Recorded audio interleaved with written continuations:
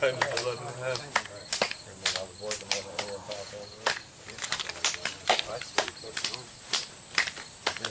guys, remember that it's called high five, low five, so it needs to be up high and then low, high, low. Because you guys are kind of doing like middle, low, and then kind of goes middle, middle. So make sure you go high, low. Keep going, you almost had it. So if you remember this, guys, Ricky, come here. You should be meeting in the center. Did you? You guys should be meeting in the center. So it should be like center line, center line, center line, center line. So you should be meeting directly in the center when you do this. So it's not like out here and then back here. It's directly on your center line, just like this.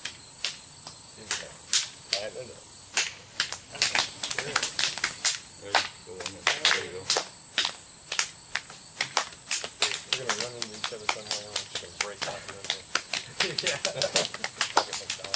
Yeah.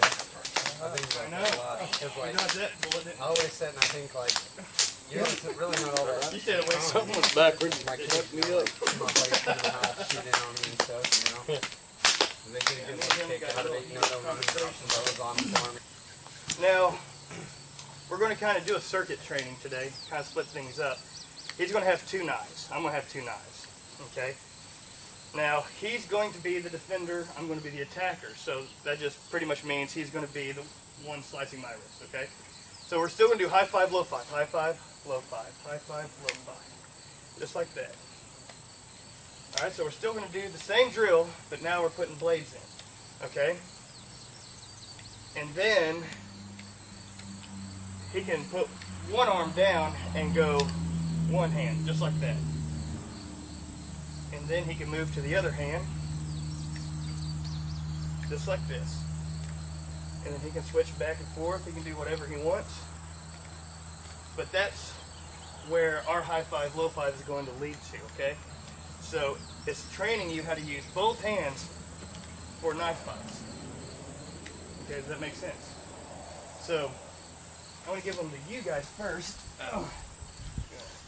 So these three guys are going to do security. One guy's going to be the bad guy. He's going to attack one of us. We're going to take him, get him in an escort position, release, and then just going to go around the circle, just trading out who's the attacker. Once it goes all the way around, somebody's going to come in here and replace you, and then you're going to join. They're going to make the round, and the next person's going to come in and replace you. Make sense? Mm-hmm. And we're just going to keep this circuit going. Okay? It's going to. I know it's going to be difficult and confusing because not everybody is used to high five, low five, perfectly. Not everybody's used to knife fighting perfectly. Not everybody's used to this perfectly. But I start when it adds stress and confusion a little bit more. Does that make sense? Mm-hmm. So we're going to kind of test our own self and say, yeah, well, I got that pretty good, but the knife really got me. Well, I can do the high five, low five. It's the defending. Or I got the high five, low five defending good until I get to one hand.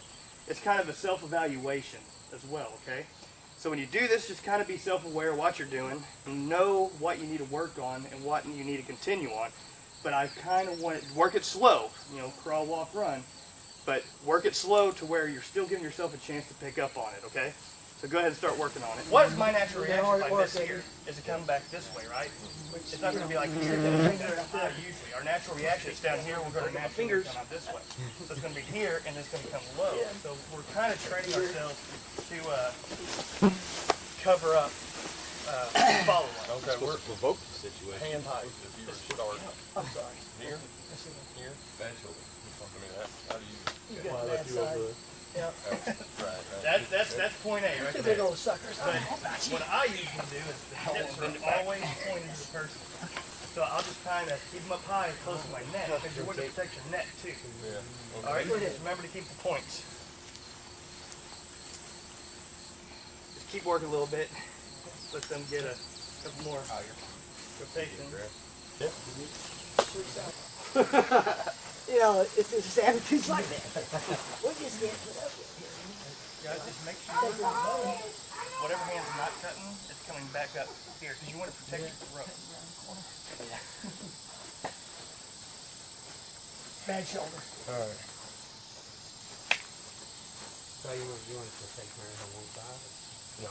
But If you find yourself making a lot of mistakes, go ahead and put the knives down and work on high five, low five a little bit. All right, so now with angle one, he's going to come in, and I got to use the back of my arm, okay? I don't want to do this because if I misgauge that, that's going to be a bad day for me. So back of my arm. But we have to victimize while we defend, right? We attack while we defend, so I block, and I'm going to slice his wrist at the same time, okay? Now, there's two thoughts to this. I'm going to slice and then grab his hand this way and push it under, or you can just use the back of your hand, high five, low five kind of thing. So high five, low five, it comes right back to it. So here, here. Now we're just adding the slice here, okay? So if I wanted to be mean with this, I can slice, then come back around and slice again, if I wanted to be mean. But I really don't have to, just here, here, and then here, okay? Now, the other way is just to pass it through. That's my favorite, okay? But, and if we see it coming, and our natural reactions go, oh crap, that's fine too, all right? So we're gonna slice it, bam, tricep, take the knee out. But if we get caught, we need to know how to deal with that. If I get caught, oh crap, and I'm here, slice, pass through, and then take that knee out. Make sense? So it's going to go one, no, well, now I'm going to do that one. So pass, take the knee out. And then once we get into this, we'll go here, armpit, right? Doesn't feel good. And then you cut the bicep, tricep, and the knee. For right now, it's just going to be block, slice, parry, knee. All right? So grab your partner. We'll go ahead and work on that. Now, one thing you guys got to remember, I almost got him. Whenever I do a cut, I always want a chamber for the next one. So I'm not just going to go here, let my arm dangle, and then come here and then cut. I want to cut and immediately chamber it to one of the four corners, right? So here, slice, it's here. So when it's here, I got this. Or I can go slice here, this corner, and when it comes out, I can slice here. But whenever I cut, it should always go to one of these corners.